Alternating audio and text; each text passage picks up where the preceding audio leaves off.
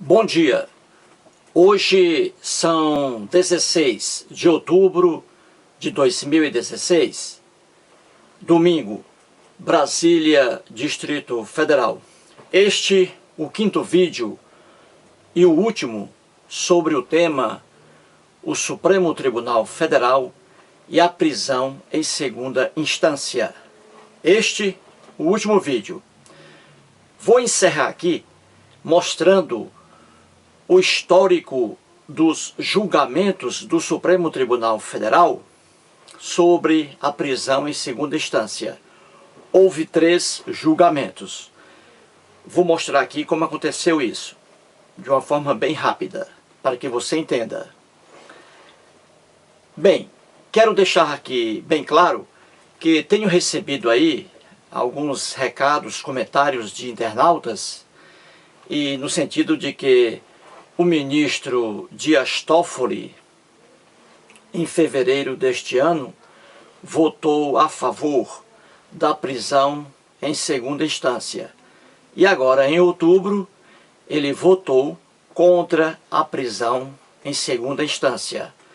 Para internautas aí, muitos que não conhecem a ciência jurídica, que não conhecem o funcionamento do Poder Judiciário, para essas pessoas aí, pequeno grupo, o ministro Dias Toffoli mudou o voto. Infelizmente, mudou de opinião. E isso é um absurdo. Isso é inaceitável. Ora, é muito comum em julgamentos no Poder Judiciário, em todos os tribunais, é muito comum juízes, ministros, desembargadores mudarem de posição. Isso é normal e isso é sadio. Isso não é uma coisa errada. Isso não é uma coisa doentia. Ao contrário, é uma coisa sadia. Muito bem. Um filósofo de cujo nome não me lembro já dizia o seguinte, abre aspas: não é vergonhoso mudar de ideias. Vergonhoso é não ter ideias para mudar. Fecha aspas. Pois bem, então vamos aqui mostrar 13 momentos aqui do Supremo Tribunal Federal. E a gente vê que o próprio Supremo Tribunal Federal muda de opinião acerca de um mesmo assunto, de um mesmo tema. E é o caso aí da prisão em segunda instância. Vamos lá. Coloquei aqui a prisão em segunda instância. O Supremo Tribunal Federal, em 3 ocasiões, em 3 julgamentos, decidiu aí sobre a prisão em segunda instância. O primeiro julgamento foi em 2009. Veja bem, em 2009, o Supremo Tribunal Federal foi colocado para se manifestar acerca do artigo 5º, inciso 57 da Constituição, que diz assim: ninguém será considerado culpado até o trânsito em julgado da sentença penal condenatória. Muito bem. O Supremo Tribunal Federal, por 7-4, em 2009, foi contra a prisão em segunda instância. Veja aí, contra a prisão em segunda instância, por 7-4, o placar. Muito bem. Agora, em 2016, ele se manifestou, o Supremo Tribunal Federal, em 2 oportunidades, em 2 ocasiões. Em fevereiro deste ano, por 7-4, o Supremo foi a favor da prisão em segunda instância. E agora, em outubro, neste mês, por 6-5, ele foi a favor da prisão em segunda instância. Você vê aqui, de forma clara, que o próprio Supremo Tribunal Federal pode, sobre o mesmo assunto, decidir de forma diferente. E aqui está a prova. Em 2009, por 7-4, o Supremo foi contra a prisão em segunda instância e agora a favor da prisão em segunda instância. Isso é feio para o Supremo Tribunal Federal? Claro que não. Claro que não, porque juízes, desembargadores e ministros podem mudar de ideia, podem mudar de interpretação. Então isso aqui é normal. Portanto, quando alguém diz que o ministro Dias Toffoli mudou seu voto e isso é vergonhoso, já que em fevereiro o ministro Dias Toffoli aqui foi a favor da prisão em segunda instância e que agora em outubro ele foi contra a prisão em segunda instância e que isso é vergonhoso, não é. Ao contrário, é salutar, é sadio, e o próprio Supremo Tribunal Federal muda também aqui de forma clara, como aqui está a prova. Muito bem. Então, para encerrar o assunto, veja o que diz a Constituição Federal, artigo 5º, inciso 57. Diz assim: ninguém será considerado culpado até o trânsito em julgado da sentença penal condenatória. O texto aqui da Constituição é mais claro do que a clara de ovo.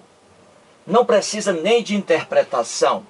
O objetivo aqui do legislador, da lei, é dizer que ninguém pode ser considerado culpado antes do trânsito em julgado da sentença penal condenatória. Ou seja, a Constituição diz aqui o seguinte, que antes do trânsito em julgado não existe culpado. Está aqui de forma clara. A Constituição também diz que antes do trânsito em julgado, ninguém pode ser preso em decorrência de uma condenação em segunda instância, porque ainda não ocorreu o trânsito em julgado. A Constituição, pois, é clara, cristalina. Não há como deixar dúvidas aí. Muito bem. Argumentos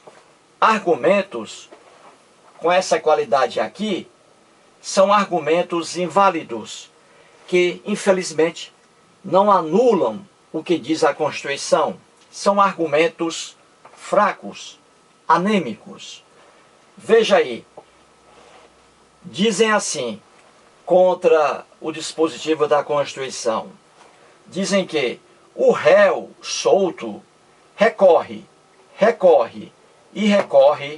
para não ser preso.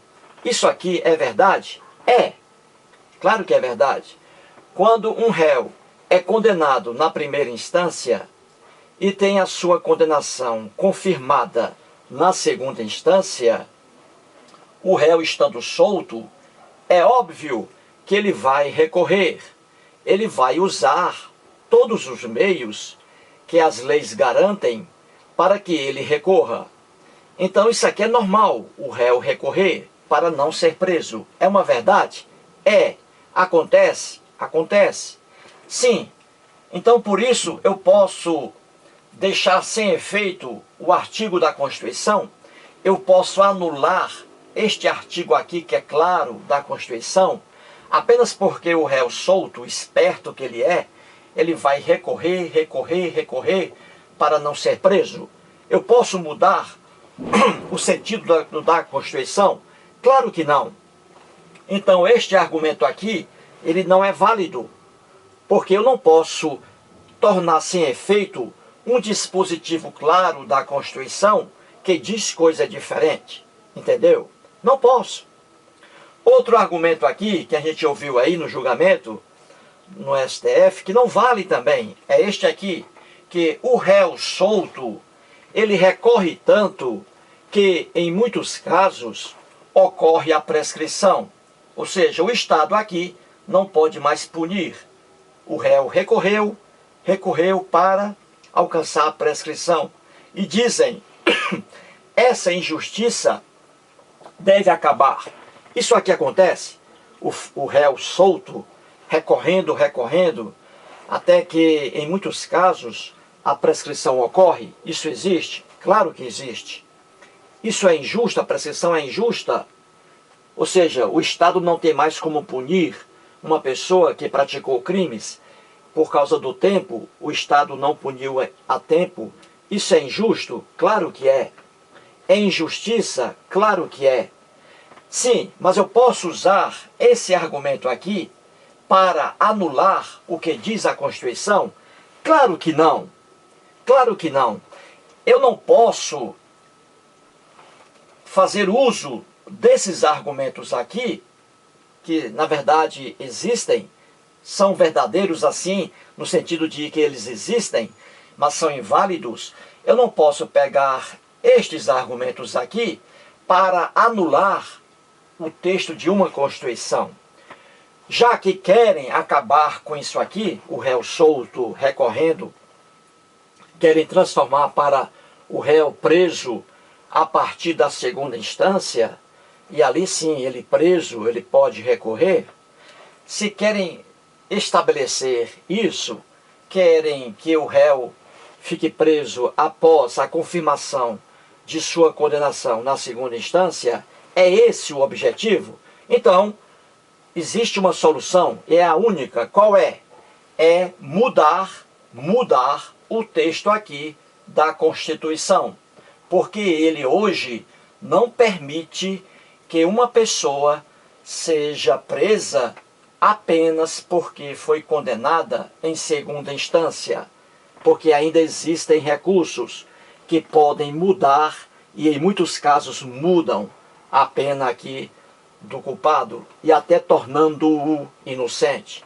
Então, querem acabar com esse negócio de o réu solto recorrer eternamente?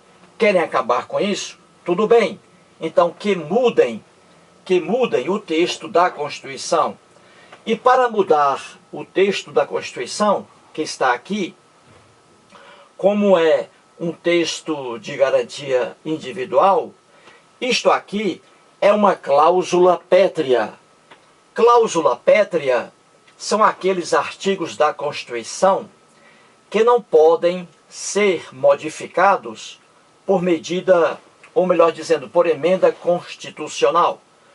Não pode mudar o que está aqui na Constituição.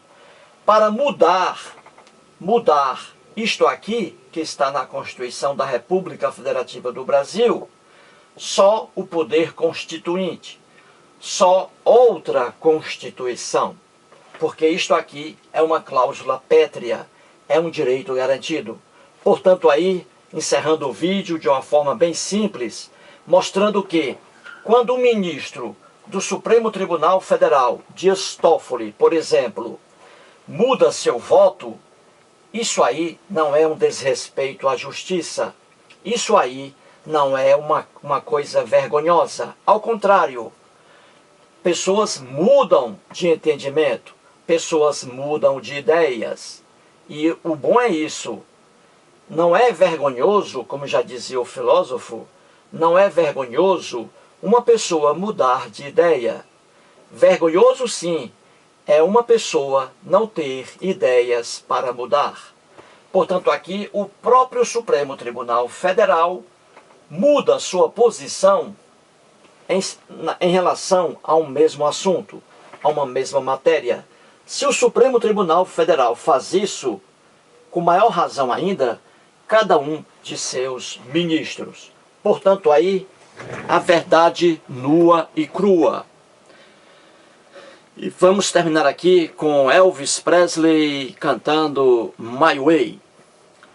And now the end is near, so our face the fire can bring.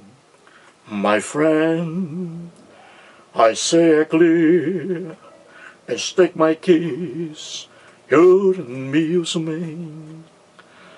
I live like the flu, I trebocic, and I way and more, much more than this. I did you my way. Regrets. Muito obrigado.